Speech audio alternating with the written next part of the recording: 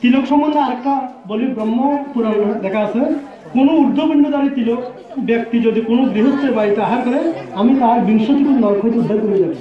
ভগবান বলছেন তিলকধারী ব্যক্তি যদি কোনো মানুষের বাড়িতে আহার করে, তাহলে ভগবান যার বাড়িতে আহার করে তার 20টি গুণ 20 কুল পরিত্রাণ করেন। 20 কুল যদি কি করে তিলক ধারণকারী ব্যক্তি যদি ওই গৃহস্থের বাড়িতে যদি আহার করে। তারপর পদ্মপুরাণ লেখা আছে, তিলক ধারণ না করিয়া যজ্ঞ দান তপ হোম বেদ পাঠ পিতৃতর্পণ আদি যাহা কিছু করা হয় সকলেই ব্যর্থ হয়। দেখুন তিলক ধারণের কি মাহাত্ম্য।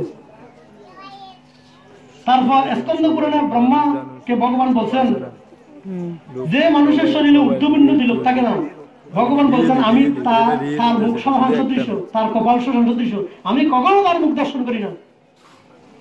আমি আমাদের সঙ্গের মধ্যে এই কথাটা বলছিলাম, বলতে আপনি তিলক করেন এই জন্য আপনি তিলকের কথাটা বলছেন, কিন্তু যে আমাকে এই কথাটা বলছেন সেও কিন্তু একজন বৈষ্ণব, উনি তিলক করে না, এই জন্য উনি বলছেন তুমি তিলক করে দেখে তুমি এই কথাটা বলছো। আমি বলছি ভাই আমি ভালোর জন্য বলছি নাকি খারাপের জন্য বলছি একটু বুঝে দেখো। ভগবান ব্রহ্মাকে বলছেন, কোথায় বলছেন? স্কন্দ পুরাণে বলছেন, যে মানুষের শরীরে ঊর্ধ্বপিণ্ড তিলক থাকে না, ভগবান বলছে তার কপাল ললাট শ্মশান সদৃশ, আমি কখনো তার মুখ দর্শন করি না, তাহলে চিন্তা করে দেখুন, ভগবান যদি আমার মুখমণ্ডল দর্শন না করে তাহলে আমি কিসের ভক্ত? আমি ভক্তের মধ্যেই তো গণ্য হইলাম না। শুধু তিলক না করার জন্য ভক্ত থেকে আমি বাদ করে যাব, তাহলে তিলক করতে সমস্যা কি?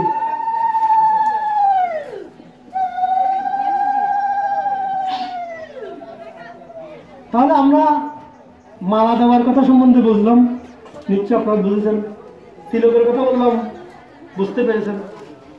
এবার একাদশী সম্বন্ধে বলবো। একাদশী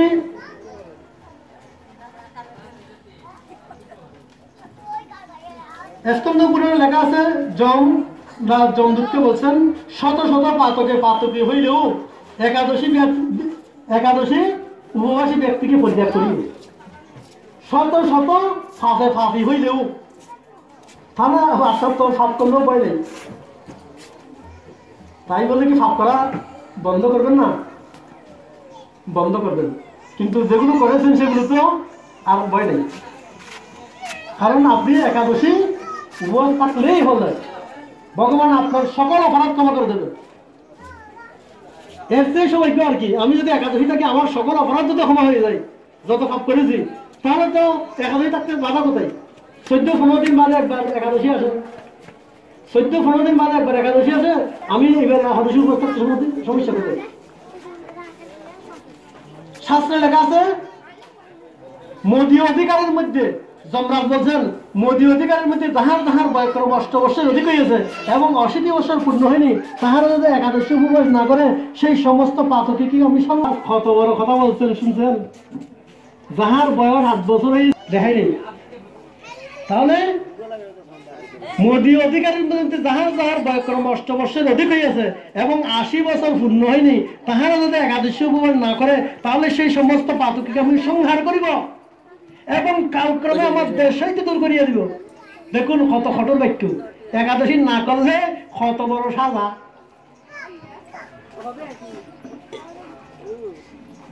আর একাদশী সম্বন্ধে আসলে বলতে গেলে 2-5 ঘন্টা যদি বলা যায় শেষ হবে না, এই জন্য কিছু কিছু বলবো।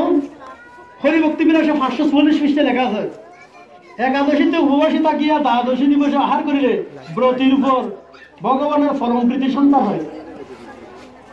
একাদশী উপবাস থাকিয়ে যদি দ্বাদশীতে আহার করে তাহলে ভগবান ওই ব্রতির উপর, ওই একাদশী উপবাসীর প্রতি ভগবান একেবারে সন্তুষ্ট থাকেন, অতীব সন্তুষ্ট থাকেন। তারপর বৈকুণ্ঠ, যেখানে গেলে কোনো প্রকার কষ্ট নেই। তো এবার বলে শুনেন, ত্রেতা যুগের মধ্যে একটা ব্রাহ্মণ ছিল, ওনার নাম হল সুদর্শন। উনি কখনো একাদশী উপবাস থাকতেন না। ওনাকে যদি একাদশী উপবাস থাকার জন্য বলা হয়তো, উনি বলতেছে আমি ব্রাহ্মণ, আমাকে আবার শিক্ষা দেওয়া, আমাকে আবার ধর্ম করতে বলা, তোমাদের কেমন সাহস? তো ভয়ে কয়েকজন বললো কেউ কথা বলতো না।